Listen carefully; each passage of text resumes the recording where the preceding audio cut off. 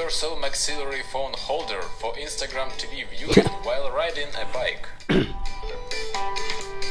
It's very easy to use. You attach it directly to the jaw. It is very comfortable.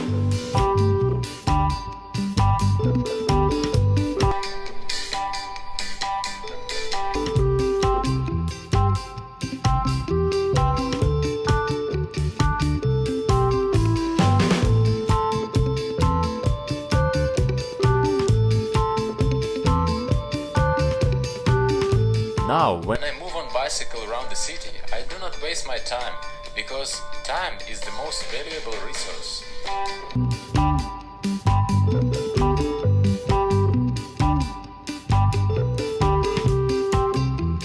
Universal maxillary phone holder for Instagram TV viewing while riding a bike, or UMPHFITVWRB.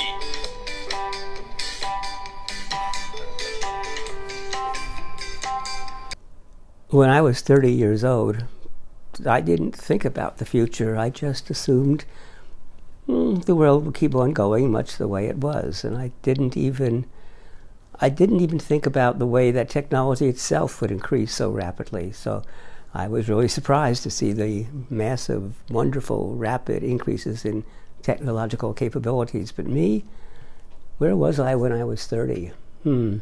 35, 70... When I was 30, that was 1970. So in 1970, I thought that flying cars were silly and stupid. You know, we have enough trouble driving cars around in 2 dimensions and causing lots of accidents, and can you imagine in 3 dimensions with people who had no ability to fly? Bleh, no thank you. And the internet, well, in 1970, I was using the ARPANET, and so I actually was using computers all around the United States, and I can't remember whether the first browser was out then or not. Do you know? So, but even when the first browser came out, I didn't think it would change the world, and I just assumed that when I was doing with computers, yeah, it seems natural, not a big deal. But it never ever occurred to me that it would become a commercial marketplace.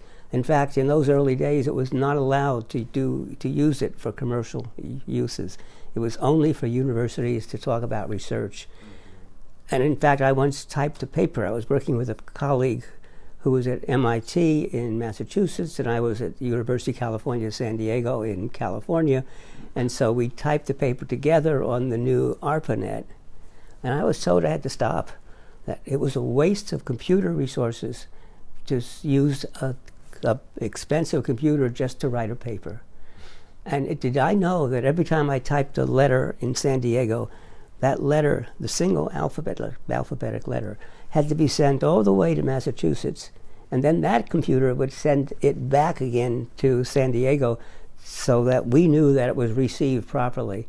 And that was very expensive in those days. So it's amazing how little we thought about the fact that in 10 years we would laugh at that, and in 20 years it would be even unthinkable. Nobody would believe me when I told the story. Nope, never thought about it. It's hard to predict the future. Actually, I have a friend, Herb Simon. At this point he's dead, but he was a friend. He said, it's easy to predict the future. People do it all the time. The hard part is getting it right. And what do you think today, nowadays? What do I think of the future now? Yes. It's really hard to know what's going on, but if I look at everything happening in the world today, I'm frightened. I think that we are ruining the environment, that we are ruining the upper environment, which means climate control. And so we are going into a period of global warming, which doesn't, people think it's global warming and so everything will get hotter. No, some places will get colder. It's going to be more extreme weather. It's going to be horrible rain and horrible snow and horrible heat and horrible lack of rain. And that might very well destroy the world, or certainly make major changes in the way we all live, and many of us may not live. And I see that the political situations have gotten horrible, that countries that used to get along together now no longer do, and we have extremists on all sides fighting, disagreeing, spreading false information. It used to be that when we had different opinion, well, the whole point of having different opinion and the reason for politics, the good reason for politics, is to take people with different opinions and try to work out a compromise which is sufficiently good that everybody is happy. But we don't do that anymore. We have people who just have very firm, strong beliefs, and they won't change them. And that's the worst kind of belief, because we must be open-minded. The fact that you think of one thing and I think of another, well, if we actually talk together, we might even discover that we agree about a lot of things. We have a different point of view. I have one point of view, which makes all the things I say correct, and you have another point of view, which makes all the things that you say correct. But understanding that there are just differences in points of view or background, maybe that makes us to understand why we have the disagreement and to reach a compromise. But that isn't possible today. And that's disturbing, between the way we are destroying the environment, the way we are spreading lies and false news, the way that political fields are so extreme that they won't talk to each other or compromise. I'm frightened about the future. Well, it's actually a kind of human trait to think that the old days were better than today's days. But it is true that when I do research and I try to understand how things were in the past, they may have been worse than they are today. I know if I look at the United States political scene, it was pretty brutal in earlier days. There were fist fights in the Congress. There were people insulting each other. The newspapers published all sorts of weird things about the candidates. It's just that it wasn't as effective in those days because we didn't have instant communication between people all over the world. But yes, you are right. When I say today it's worse than it ever was, well, when I look back at the past, you're right, it was pretty bad too. See, there's a problem. This is actually another question which you may ask, but you can just put this into the answer. You see, there's a problem about human beings. First of all, we're evolutionarily disposed to work collaboratively in small groups. So take a company. It's really easy to talk to 5 or 6 people. It's really easy to have a group of people that work together. But companies soon grow above 5 and they get to 10. And it's harder to hold a meeting with 10 people or 20. If you have an hour meeting with 20 people, that means each person gets only 3 minutes to talk. And usually what that means is a few people talk a lot and the rest don't say anything. Well, what if you have a company of 1,000 people or 10,000 people or 100,000 people? The company Foxconn has 1 million people. Well, we can't work with groups that size. We just can only work in groups. Well, the largest group that anthropologists think is effective is about 250 people. And even there, you probably don't know the names of everybody. So because we are really good at communicating in small groups, it makes it hard to work with large groups. Second, we tend to support one another in our local community, but we tend to fight with people in other communities. And that has been true for a very, very long time. If you look at animal groups, that's how animals are. The baboons all work and share responsibility within their little tribe, but they fight with the other tribes. The same with chimpanzees, and the same with people. That we can be very supportive of the people we know and that we live with, and that we're really argumentative with others. That makes it difficult. We can overcome those traits, but it makes it very difficult. So that's a major problem we have with people with getting along, and I think it's a little bit behind the difficulty we have today. We have always been suspicious of foreigners. And a foreigner doesn't have to be anything different than us. It has to be just somebody who comes from over the other hill that didn't grow up with us. And of course, when you look on the world side, well, people look different from different regions of the world, and so it's very easy to pick up on that difference and say, I hate all those people, or all those people are evil, or all those people do some horrible thing, which they don't actually do, but we can make up the story. And then we therefore pick superficial characteristics of people to dislike them. And we can overcome this, and there are societies that have overcome them, and there are groups that have overcome this, but I see this tendency today in the world. We like the people we like, and we dislike everybody else, and we discriminate on all sorts of irrelevant reasons. Well, I'm not sure I believe the question that our life consists of choices and we have to make sure we make the right choice. First of all, I think that, well, let me give you a story. The Harvard Business School publishes case stories. So they teach their students by reading cases, events that happened in companies. And the students have to figure out what it is that they would have done in that situation. So a typical case, though, is that Mary wakes up at 3 o'clock in the morning. She can't sleep. She has an important board meeting the next day, and the company has to decide whether they should go in direction A or direction B. Now, direction A has, and they describe all the issues, and direction B has, and all the issues.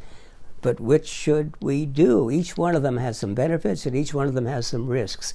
And she can't decide what to do. And then the alarm clock rings, and she has to get out of bed and get dressed and go to the meeting. What should Mary do? Or was it Helen? Whatever her name was. What should she have done? Well, so the students then, they know about the company, they know the history, and it's usually a real company, and they have to figure it out.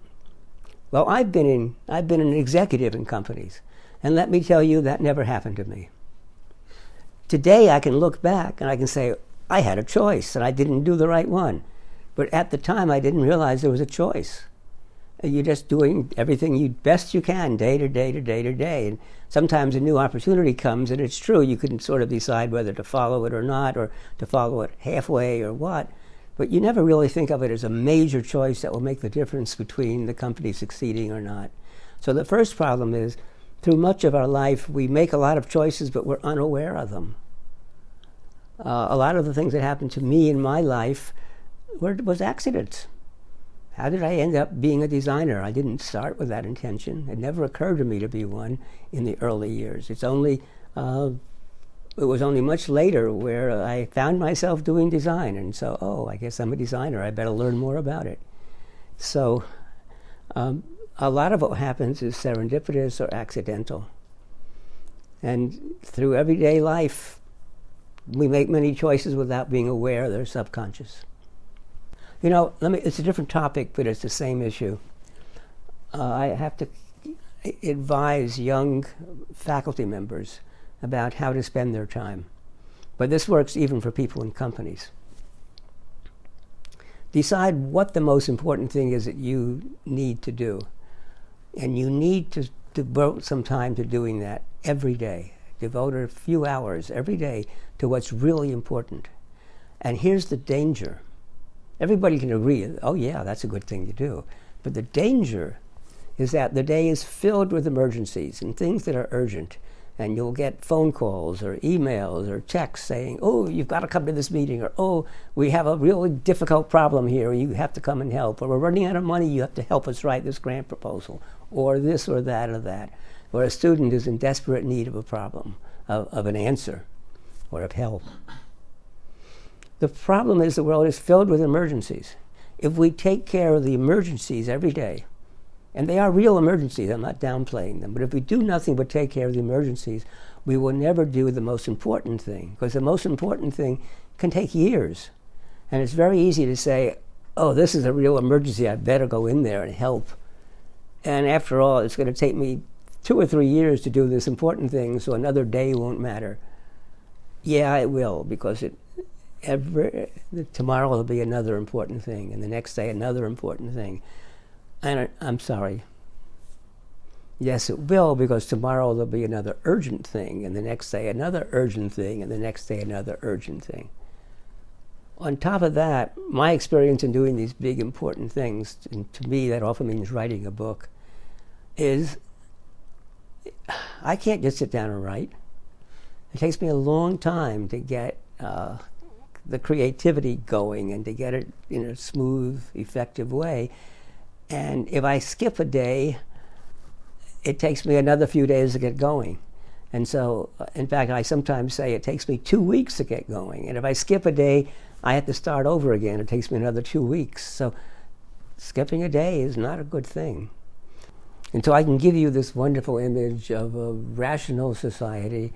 I suppose I would take this image from the Greeks or something, which probably was a false image, but it's what's passed down to us by history, of a group of people who meet and rationally debate and argue and disagree about policies and issues, but they talk it out and they each give their opinion and they work out some reasonable compromise, and they can go on to the next day and the next day and the next day. Well, I'm not sure that ever happened, and I can't imagine it happening in this world. You know, in the early days of the United States, when the Constitution was written, well, first of all, writing the Constitution was very controversial, and people really fought and disagreed with each other. In fact, they wrote a Constitution and they put it into action, and it failed so miserably they threw it away and wrote a new one. And it was very controversial. And so even then, in those early days, when it wasn't even many people, they fought and disagreed. I mean, they disagreed so much that they even had a duel in which one killed the other.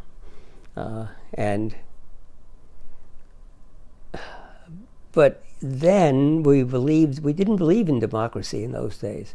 We believed in representative democracy. And what that meant was each area of the country would elect a representative and send that person to Washington. And then that person was on their own.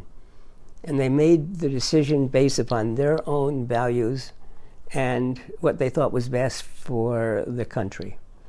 And the values they had, well, those are the ones that the people who voted them in said they wanted. And this worked because communication was very bad in those days, so that if people who lived close to Washington could communicate with their representatives quickly, but people who lived far away, it might take a week for a message to get to them. And so you couldn't quickly see what they were doing, and you couldn't quickly give them your opinion. Today, the instant someone says something, it could be spread all across the world. And the instant I want to give my opinion to them, it can get to them in milliseconds. And that makes it much more difficult to have a rational discourse. When you try to decide things by democracy, you have too many people voting and making a decision, many of whom actually don't have any real expertise in the topic. They have strong opinions, but they don't necessarily know what they are talking about. And that's a problem, and that bothers me.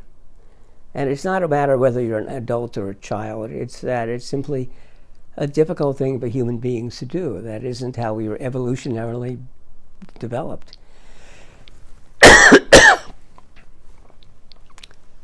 Now, it's funny that the question is sort of, how can we become more adults? Because actually a lot of us in the design world say, we need people who are more creative. We need you to be more like children. We want you to play and invent imaginary things and think of things that aren't even possible but might be fun.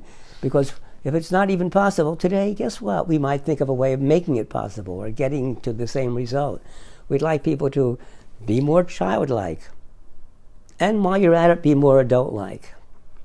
But the other thing about being adult-like is that it means being very rational, using cognitive thought and reason and deliberation. People aren't very good at that. We usually actually use when we give reasons for things, we've already made up our mind. The reasons are to justify it either to ourselves or to our friends. But we often make our decisions on subconscious basis. And we are very emotional creatures. Emotion is actually most advanced in the human being, more advanced than in our animals. And because actually emotion plays a very important role. Emotion decides whether something is good or bad, safe or dangerous. And it does that really quickly. And cognition, the rational thought, decides, it reflects upon things we've done, and it tries to think about the history, and it tries to think about the real meaning and interpretation, and tries to make predictions about the future, most of which are wrong. But emotions are how we make our decisions quickly. And the emotional system is extremely powerful. Is that how we're more like children? Well, yes, but that isn't necessarily a bad thing. The difficulty, I really believe, is not that we disagree, but that we don't accept the disagreement. We tend to believe that this side is right and this side is wrong. And there very seldom are clear rights and wrongs. There's a middle, which is neither right nor wrong, but acceptable. But only if people are willing to do that, to take the middle. I worry whether humanity will survive. Now, actually, I believe it will. So that isn't the right question. Do I believe it will survive in a meaningful way, in a positive way? And no, I don't think so, unless we do corrective action. That, that